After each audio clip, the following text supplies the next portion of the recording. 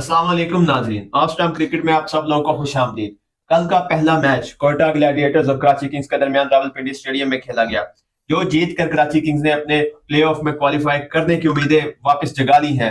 Quetta Gladiators ने 118 run score किए 19.1 over में। हसन अली कराची किंग्स की जानिब से सबसे अच्छे बॉलर करार पाए, जिन्होंने 15 स्कोर देकर 4 आउट किए और वो इस वक्त पीएसएल के तीसरे हाईएस्ट विकेट टेकर बन गए हैं। उनकी विकेट्स की तादाद 7 मैचेस में 13 हो गई है। विकास भाई, आप कैसे देखते हैं इस मैच? बिल्कुल, कल हसन अली ने आउट क्लास कर दिया है और हसन अली ने क्या जबरदस्त कमाल बॉलिंग किया और 4 विकेट हासिल किया हसन अली ने।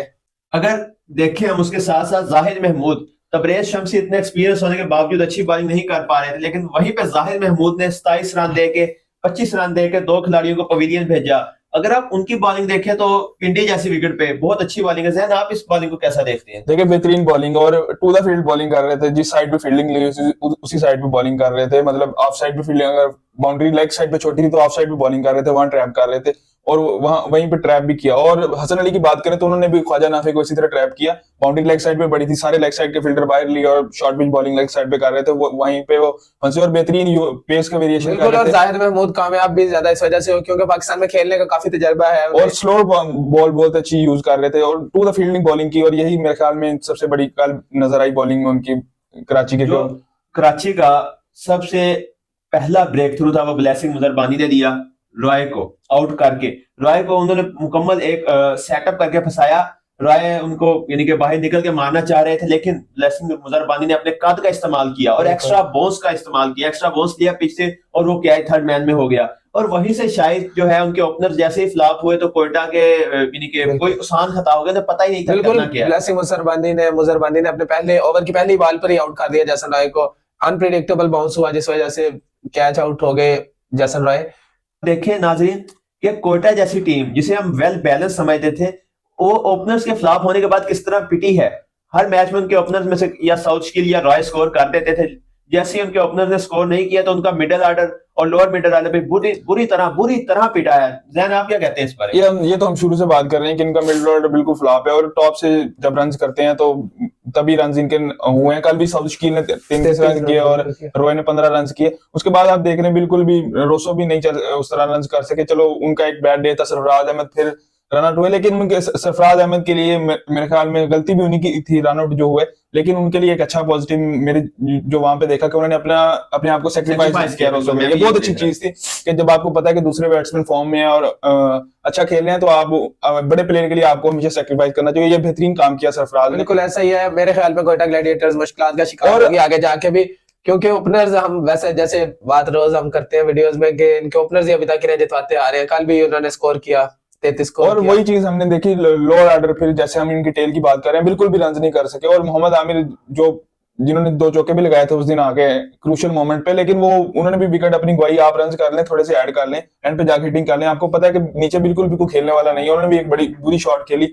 और वो बोल्ड हो गए। तो मेरे ख्याल में बिल्कुल ही मिडिल ऑर्डर भी बिल्कुल इनका फ्लॉप है और लो टेल तो बिल्कुल है ही नहीं। हम तो शुरू से बात कर रहे हैं कि 7 पे आप जाकिर हुसैन खेल रहे हैं तो नीचे आपकी बैटिंग बिल्कुल ही खत्म है। तो बहुत ज्यादा रिस्पॉन्सिबिलिटी ओपनर्स पे है इनके। जिस दिन वो नहीं चलेंगे तो फिर इनका पूरा लोअर ऑर्डर जो है वो कोलैप्स हो जाएगा। तो अभी मौका है, अभी 2-3 मैचेस पड़े हुए हैं प्लेऑफ से पहले, तो कुछ करके दिखाएं ताकि जो साउथस्किल है रॉय है उनको भी कॉन्फिडेंस मिले कि भाई नीचे परफॉर्म कर रहे हैं तो वो भी खुल के। और रॉय ने तो इसी तरह खेलना है। रॉय किसी दिन चल जाएंगे तो किसी दिन नहीं। जिस तरह की वो क्रिकेट खेलते हैं तो रिस्की है वो बिल्कुल। और वो इस तरह से नहीं खेलते कि हर मैच में कंसिस्टेंटली रन करेंगे। वो एक मैच में 90 रन करेंगे, 100 अगले में 0 भी कर सकते हैं। तो इस तरह के प्लेयर है। और कराची किंग्स की जानिब से एक अजीब मूव किया गया, नवाज को ओवर ही नहीं दिया गया पूरे मैच में।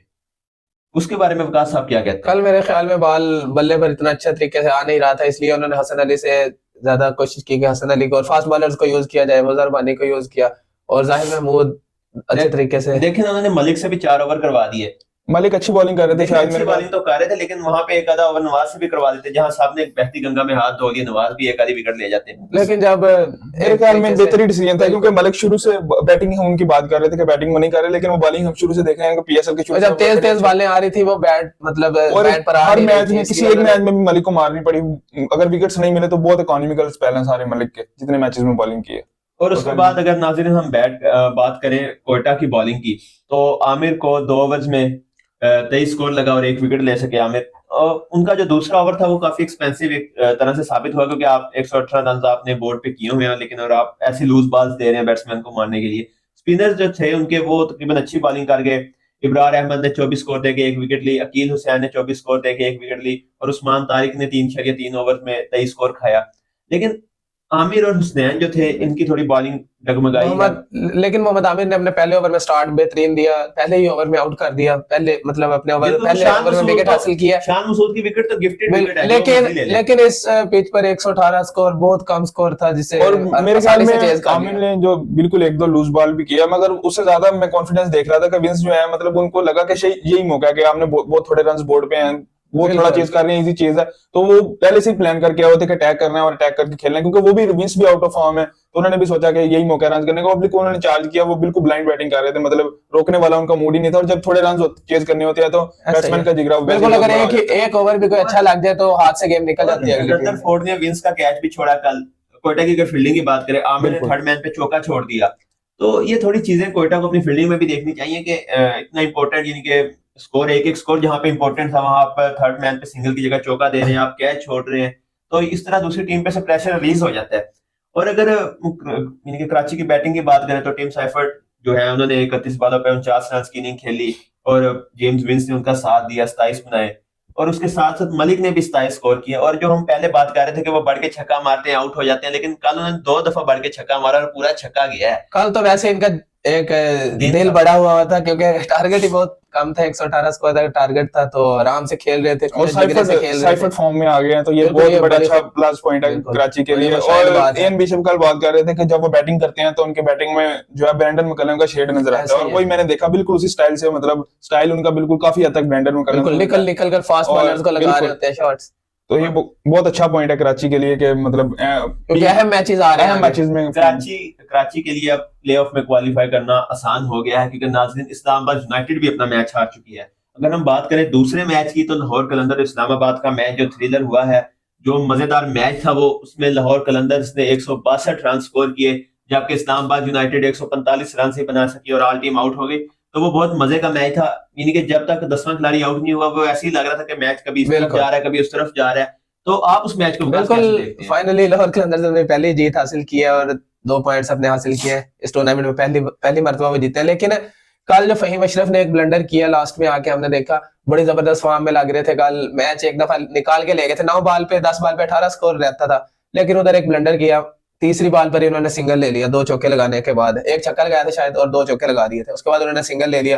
तो वहां पर जरूरत नहीं थी लास्ट बॉल पे ट्राई करते सिंगल की, क्योंकि लास्ट विकेट थी और लास्ट ओवर में बॉलर भी नहीं था कोई, लाहौर कलंदर्स के पास कोई मेन बॉलर नहीं था, जमान खान का भी लास्ट ओवर था, शहीन के ओवर फिनिश हो चुके थे, तो चांस था कि वो आराम से चेज हो जाता लास्ट। देखिए वो मैं भी देख रहा था मैच, जब फहीम बैटिंग कर रहे थे ना, तो रुमान रईस ने आके पता नहीं क्या मशवरे दे रहे थे, उन्हें मशवरे दे रहे थे, तो फहीम ने कहा लिया भरा तू खेल ले, और उनसे खेला नहीं गया। और ये शुरू से देखा है ये रईस पे बहुत ज्यादा ट्रस्ट करते हैं बैटिंग पे, वो मेरे ख्याल में इतने बड़े बैट्समैन हैं जितना ज्यादा ट्रस्ट किया जाता है, तो बिल्कुल मतलब उस मौके पे जो फहीम ने क्या सोचा हम तो नहीं इमेजिन कर सकते क्या सोचा, लेकिन मेरे ख्याल में उनको शायद सोचा कि एक बॉल है, अगर कोई सिंगल ले लेता हूं तो आखिरी ओवर में शायद मैं जहादार को टारगेट कर लूंगा, और ये 2 बॉल इसको दे देता हूं, कुछ शायद आउटसाइड एज पे चौका लग जाए या कुछ हो जाए, तो वो आखिरी ओवर में मैं खुद फेस करूंगा। और विकेट लास्ट थी वहां पर। अगर हम देखें ना नाजरीन, डसन ने 64 स्कोर किया 44 बॉलों पे, उनका ओवरऑल स्कोर जो हो गया 364 हो गया, इनके 7 मैच इन्होंने खेलने थे और 7 मैच खेली, अब वो वापस जा रहे हैं, उनकी जगह सैम बिलिंग स्क्वाड में आ रहे हैं लाहौर कलंदर के, और शहीन ने आके उनके साथ 30 रन की इनिंग खेली 14 बॉलों पे, शदाब ने उन्हें बोल्ड कर दिया। उसके बाद फिर मुर्शद विजय जिन्हें बहुत देर बाद टीम में शामिल किया गया, उन्होंने 24 रन बनाए 11 बॉलों पे।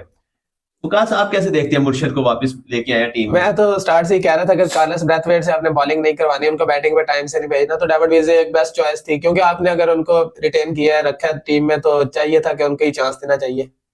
और उसके साथ अगर हम बात करें इस्लामाबाद की बैटिंग की, तो कोलन मनरो जैसे रन आउट हुए हैं, एलेक्स हेल का तो कैच ही जबरदस्त पकड़ा ना जहां ने, वो 100 कैच था, वो बाउंड्री में बिल्कुल छोटी बाउंड्री थी, लेकिन इस्लामाबाद जैसे ग्राउंड में कौन पागल 3 स्कोर दौड़ने की कोशिश करता है? कोलन मनरो वहां पे 3 दौड़ने की कोशिश कर रहे हैं, मेरे ख्याल में वो 3 था वहां पे, मनरो शायद लेजी थोड़ी सी रनिंग नजर आई, बिल्कुल एक्सपेक्ट नहीं कर रहे थे कि बाउंड्री से वो बैटिंग एंड पे थ्रो करेंगे, जहादार की तरफ से रॉकेट थ्रो आई और मिड विकेट से, क्योंकि आप एक्सपेक्ट करते हैं कि वो बॉलिंग एंड पे थ्रो करेंगे, अगर बैटिंग एंड पे भी करेंगे तो मतलब इतनी देर में पहुंच जाता है, क्योंकि वहां से इतनी तेज थ्रो नहीं आती, तो अनलेस वसीम जूनियर थ्रो कर रहे हो तो वहां से इतनी तेज थ्रो नहीं आती। मेरे ख्याल में वो अनएक्सपेक्टेड लेजी थोड़ी सी रनिंग नजर आई जिसकी बट वजह से जहांदार की तरफ से एक तेज चाल भी चलेगी, उन्होंने बड़ा जबरदस्त थ्रो की एक। तेज तो थ्रो की, लेकिन इस्लामाबाद जैसे छोटे ग्राउंड में मेरे ख्याल से 3 भागने नहीं चाहिए कि आप वैसी बाउंड्रीज हो जाती है, वहां से स्कोर आ जाता है, और इतना बड़ा स्कोर भी नहीं था ये। तो उसके अलावा अगर आप देखें, इमाद आए बैटिंग पे, डेविड विजन ने पहली बॉल जो है वो अंदर को मूव करवाई तो उन्होंने चौका मारा, और उसके उसके साथ उनका कॉन्फिडेंस थोड़ा सा बढ़ बिल्कुल गया। बड़ा जबरदस्त टच में लग रहे थे जब उन्होंने चौका और लगाया। जब वो बैटिंग पे आए तो क्राउड जो है वो बाबर बाबर बाबर के नारे लगा रहा था। उन्होंने कराची में भी एक दफा हाथ जोड़े थे क्राउड के आगे। तो वहां पे अगली बॉल डेविड विजन ने वो मुकम्मल सेटअप किया था, अगली बॉल की थोड़ी सी लेंथ पीछे खींची, कटर दिया, तो हाफ कटर हाफ थोड़ा सा कटर। साइड पे। तो पहले वो अब्दुल्ला शेख वहां पे कैचिंग पोजीशन में थे, स्लिप में, कि कैच आएगा यहाँ पे। और अमाद का फुटवर्क जो है वो हम सबको पता है कि वो फुटवर्क कैसा करते हैं। जैन के बेशक फेवरेट प्लेयर है, लेकिन हमें पता है उन्होंने बिल्कुल अपना पाँव नहीं हिलाया और वो एज हुआ और कैच हो गए। वो बहुत अच्छा सेटअप था। वो डेविड विजय की कल की बॉलिंग भी बहुत अच्छी रही है। उन्होंने 19 स्कोर देके 4 ओवर में एक खिलाड़ी को, इमाद को, विलियन वापस भेजा है। और अगर शहीन की बॉलिंग की बात करें तो शहीन ने 4 ओवर में 32 स्कोर देके 2 आउट किए हैं। उनकी 7 मैचेस में 11 विकेट्स हो गई हैं और चौथे नंबर पे टॉप विकेट टेकर्स में आ गए हैं वो इस PSL के। जमान खान, जिन पर कहा जा रहा था कि उनकी बॉलिंग जो है इस दफा नहीं चल रही, उन्होंने भी 37 स्कोर देके 4 आउट किए और 37 में से 16 स्कोर उनको वो फहीम अशरफ ने आखिरी ओवर में मारा है। बिल्कुल, कल लाहौर के अंदर लग रहा था कि जान लगा रहे हैं, अपनी फुल हिम्मत के साथ खेल रहे हैं। ये इनको पहले करना चाहिए था, पहले कुछ डिसीजन बेहतर करने चाहिए थे और जान मारने चाहिए थी। पहले सब मैचेस में इन्होंने नाकिस फील्डिंग की, घटिया फील्डिंग की, जिस वजह से 6 के 6 मैचेस ही हारे पहले। देन आप कैसे देखते हैं लाहौर की बॉलिंग को? जैसा सेटअप किया इमाद को, मनरो का रन आउट, एलेक्स हेल का कैच। पहले आपने इमाद वाली बात की कि वो बाबर बाबर के नारे लगाएगा, उस पर मैं थोड़ी सी बात करना चाहूंगा कि ये जो है ना, आप इसको ब्लाइंड फॉलोइंग कहते हैं। मतलब नो डाउट इमाद की परफॉर्मेंस बहुत बुरी है। तो ये जो आप कह रहे हैं कि बाबर बाबर के चांस लगाए, मैं आपको मिसाल देता हूँ। इसी तरह वर्ल्ड कप में भी हुआ था, तो आपने देखा होगा कि वो नवीन उल्लाह जब बाउंड्री पे फील्डिंग कर रहे थे तो कोहली के चांस लगाए जा रहे थे। तो ये बहुत ही, किसको आप ब्लाइंड फॉलोइंग कहते हैं कि आप किसी भी प्लेयर के इतना खिलाफ चले जाते हैं पर्सनल, कि आप उसको, मतलब आप अपने प्लेयर को ही बस वो समझते हैं कि बस वही ठीक है और दूसरे को ही आप। लेकिन ये इमाद वसीम साहब ने और आमिर साहब ने बैठकर बहुत दफा तो ये ओपिनियन है ना उनका, आप भी किसी चैनल पे बैठ जाए, आप भी ओपिनियन दे लेंगे कि भाई वो इस तरह से वो जब एनालिस्ट बैठे हुए थे वहां पे, तो उन्होंने दे दिया। जब Babar Azam number 1 T20 batsman थे तो इन्होंने कहा वो T20 में जगह ही नहीं बनती। इन्होंने उस टाइम तो एंटी कर दिया ना उधर, ये बात करके दोनों ने कहा कि जगह नहीं बनती। रैंकिंग हर वीक अपडेट होती है, तो रैंकिंग वाली वो एक अलग डिबेट है।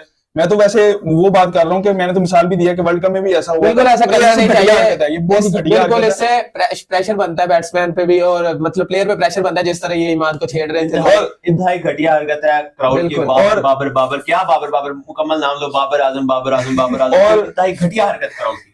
और दूसरी बात आपने की शाहीन की परफॉर्मेंस की, तो शाहीन की तो मैं पहले से बात कर रहा था। शाहीन ने, आपने एक शायद काफी दिन पहले क्वेश्चन छोड़ा था कि शाहीन द बॉलर थे, शाहीन द ऑलराउंडर, और शाहीन ने कल अपनी बैटिंग से बताया कि भाई शाहीन द ऑलराउंडर।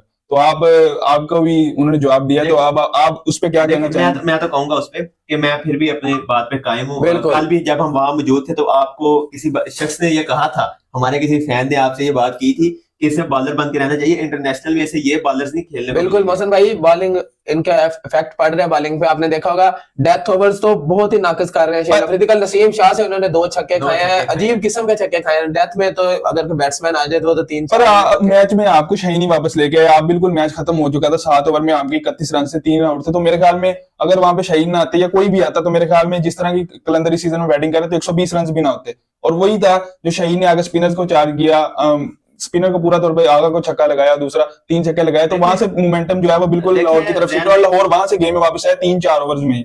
मैंने आपसे उस दिन भी बात की थी कि हम इसकी बैटिंग के खिलाफ नहीं, हम चाहते हैं पहले बॉलिंग पे कंसंट्रेट करें, अपनी बॉलिंग को रिदम। इंजरी के बाद हमने देखा ये कितना रिदम में, 150 की बॉल करते होते थे पहले, 150 के अपने रिदम में आ जाए अपनी बॉलिंग। जैसे नसीम शाह है, उन्होंने भी कल बैटिंग की है, अच्छा स्कोर भी किया। नसीम शाह ने 27 स्कोर किया 16 बॉलों पे, जिनमें शहीन को 2 छक्के भी मारे हैं। लेकिन आप उनकी पहले ओवर्स की बॉलिंग देखें, हिलने नहीं दे रहे थे भाई। आप वो भाई हिलने नहीं। मुझे तो बेहतर, मैं तो बॉलिंग की भी बात की थी कि मुझे तो बॉलिंग ठीक नजर है। नसीम शाह की बैटिंग पे कोई क्यों नहीं बात करता?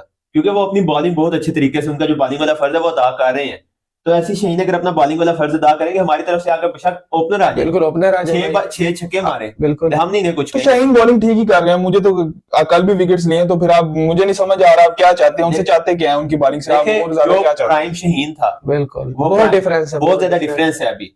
तो वो अब प्रैक्टिस करके वो स्पीड और सब कुछ बिल्कुल इस टूर्नामेंट में उनका रिदम कुछ लगा है। 145 प्लस भी जा रहे हैं, 2-3 दफा गए, 148 की बॉल भी की है। तो और मेहनत करें क्योंकि वर्ल्ड कप सर पे आ गया और कप्तान है आप। और शहीन की जो सबसे बड़ी बात है ना जैन, वो यही है कि शहीन सब कुछ अपने ऊपर ले लेते हैं। ये यानी कि कैप्टन कैप्टन है आप देखिए उनको। मैं आपको बताता हूँ, जो टीम होती है ना वो टीम कहलाती इसलिए है कि सबकी अपनी अपनी एक जिम्मेदारी है उसमें।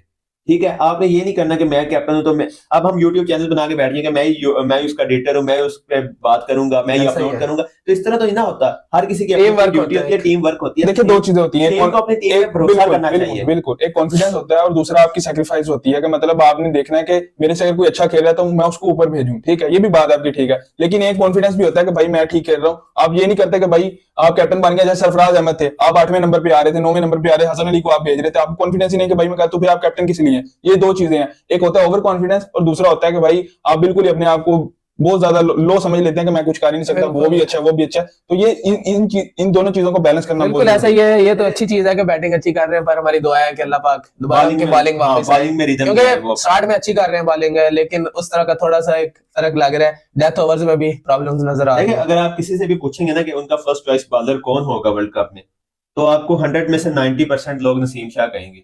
हालांकि अगर आप एक वर्ल्ड कप ही पीछे चला जाए तो आपको क्या लोग कहेंगे, शहीन शहीन। तो शहीन वो पिछले वाला शहीन तो कहीं गुम हो गया ना, वो कहीं खो गया है। लेकिन तो हम इंशाल्लाह चाहते जल्द हैं कि वो वापस जल्द आएंगे, अल्लाह वापस आए। खैर करे। तो नाजरीन ये तो था। और इस्लामाबाद की बात करना चाहेंगे सबसे पहले। चले आप, हाँ इस्लामाबाद की मैं एक पॉइंट रखना चाहूंगा कि इतने अच्छे मतलब इन्होंने कोच रखा हुआ माइक हेसन और इतनी अच्छी मैनेजमेंट है, लेकिन उसके बावजूद सर इन्होंने बहुत स्ट्रेन डिसीजन लिया कि टॉस जीत के बॉलिंग की यूज्ड विकेट पे, और वहां पे जहां पे बॉल टर्न मिला था और लाहौर बिल्कुल आउट ऑफ फॉर्म था और लाहौर का कोई जीतने का चांस था भी, तो वो पहले बैटिंग करके था, मतलब ये शुरू से ट्राई कर रहे थे कि बैटिंग सेट करके रन करें। अगर ये लाहौर को, मेरे ख्याल में यही टारगेट लाहौर को मिला होता, या इससे 10 रन कम भी मिले होते, तो मेरे ख्याल में लाहौर शायद ना चेज कर बिल्कुल, पाता। कल ग्राउंड में हम जब खेल रहे थे उधर कुछ बच्चे खड़े हुए थे, मैं उधर बात कर रहा था मौसम भाई से कि उधर ना वो कल लाहौर कलंदर बड़ा आज मारेगा लाहौर कलंदर ने। वो बच्चे कह रहे थे अगर पहले बैटिंग आई ना फिर जीतेगा लाहौर। वही बात हुई, लाहौर को पहले बैटिंग इन्होंने खुद ही दे दी, खुद अपने। हालांकि इतने रन नहीं थे, लेकिन फिर भी जो है मेरे ख्याल में, लेकिन वो पिच पे बॉल ही नहीं आ रहा था बैट पे, आपने खुद देखा कि लास्ट तक बॉल ही नहीं आ रहा था बैट पे। वैसे हमने फहीम की बात नहीं की इतनी ज्यादा। फहीम ने 41 रन बनाए कल तो आज तक फहीम की इनिंग जो है वो बहुत अरसे बाद उनकी ऐसी इनिंग देखने को मिली है। वरना हम तो समझ रहे थे कि शायद इस दफा तो हम फहीम के जो है ना वो ये अरसे बाद ही दिखेगी। बातें बनती हैं वो, जैसे कि world is not ready for Rana's cameo, तो ऐसी बातों के बगैर ही गुजर जाएगा। राणा लेकिन साहब ये- के बगैर पीएसएल नाम कमल होता है। हर पीएसएल में इनकी एक दो परफॉर्मेंस आनी होती है, इस पीएसएल की शायद आ गई है ये मेहनत करके राजी नहीं है ना। ऐसे तो मतलब अगर कोई खेलना आता है, मुझे खेलना आता है, अगर मैं प्रैक्टिस नहीं करूंगा 20 मैच 30 मैच खेलूंगा, उसमें एक में तो मैंने चल ही जाना है जब आगे, पर रेगुलर चलना कंसिस्टेंसी के नुमान साथ। रईस ने नाज़रीन 3 ओवर में 19 स्कोर देके 2 आउट किए। उनकी बॉलिंग बहुत बढ़िया रही। हुनैन शाह जैन जो है उनको निकालने पे पड़े हुए थे टीम से, लेकिन उन्होंने भी 24 स्कोर देके 1 आउट कर दिया। इमाद वसीम की और नाज़रीन कल बॉलिंग जो है वो अच्छी रही, बहुत अरसे बाद उन्होंने विकेट निकाली।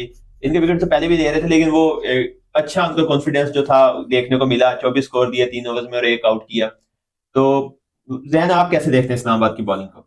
देखिए बॉलिंग तो ठीक ही थी, मतलब रन बेशक आपने खा लिया, मेरे ख्याल बिल्कुल एवरेज स्कोर था, मतलब चेज होना चाहिए था।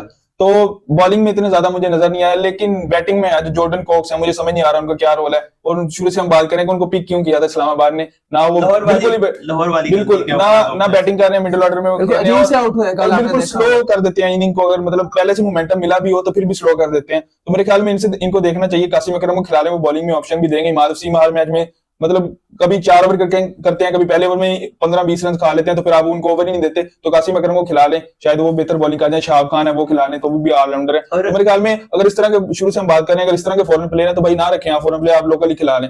आपने इतने घटिया फॉरेन प्लेयर रखे हुए, तो मेरे ख्याल में कि किसी 1 या 2 की भी टीम में जगह नहीं बन रही।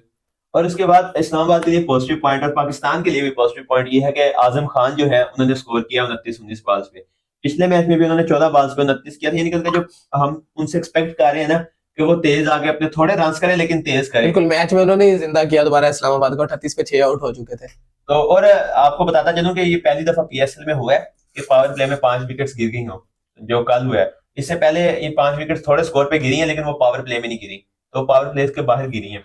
तो ये भी इस्लामाबाद के नाम हो गया ये रिकॉर्ड। तो जैन आप इस पे क्या कहेंगे? देखिए वहीं से मैच लूज हुआ मेरे ख्याल में, पर वहां से भी मेरे ख्याल में एक उम्मीद होती है, अगर इस्लामाबाद के पास वो बैटिंग लाइनअप होती अगर जो 2-3 साल पहले थी इनके, उस टीम में फहीम जो है, फहीम सिर्फ 10 पे खेलते थे, वसीम जूनियर 11 पे खेलते थे। तो उस बैटिंग लाइनअप के साथ अगर आप चेज पे जाते तो मुझे समझ में आता। मैं कल अलीमदा से भी यही बात कर रहा था कि भाई आप अगर 2-3 साल पहले वाली टीम ले जाए ना, तो आप कह सकते हैं कि हम हर मैच में चेज ही करेंगे। आपके पास, आपको मानना पड़ेगा कि भाई हमारे पास वो बैटिंग नहीं, आपने इस तरह के प्लेयर ही पिक नहीं किए जो मतलब बॉलिंग जो आप देखते हैं कि बॉलर वो रखते हैं जो बैटिंग कर सकता हो, आपने इस दफा वो नहीं रखे। आपके 8 पे फाइम खेल रहे हैं, उसके बाद नीचे मेरे ख्याल में ऐसा कोई नजर नहीं आता कि जो रन कर सके। तो आपकी बैटिंग 6, 7, 8 तक ही है, 8 तक बैटिंग है आपकी, और वो भी 8 तक वो है जो मिडिल ऑर्डर में कोई नहीं परफॉर्म कर रहा। तो फिर आपको देखना पड़ेगा कि पिच के हिसाब से भाई आप डिसीजन ले लें। अगर आपको लगता है कि लाहौर बाद में बैटिंग करते हो, स्ट्रगल करता है, तो आप पहले बैटिंग कर लें। और वही नजर आया, आपने शुरू के 6 ओवर में 5 विकेट गुआ दिए, जहां से मैच खत्म हो गया था। वो तो आजम और फहीम बस फाइट कर रहे थे एंड तक, और जहां पे आजम उठे तो मेरे ख्याल में मैच वहां पे खत्म हो वसीम की गया। भी फाइट ना भूलें, 27 स्कोर किया बिल्कुल, बस वो एक चले नाज़रीन, ये था हमारा पोस्ट मैच एनालिसिस दोनों मैचेस पे। आपकी दोनों मैचेस पे क्या राय है? आप कैसे देखते हैं कि शहीन को ऑलराउंडर या बॉलर? और नसीम शाह की परफॉर्मेंस आपको कैसी लगी? तो हमें कमेंट्स में जरूर बताइए। तब तक अपना ख्याल रखिए। अल्लाह हाफ़िज़।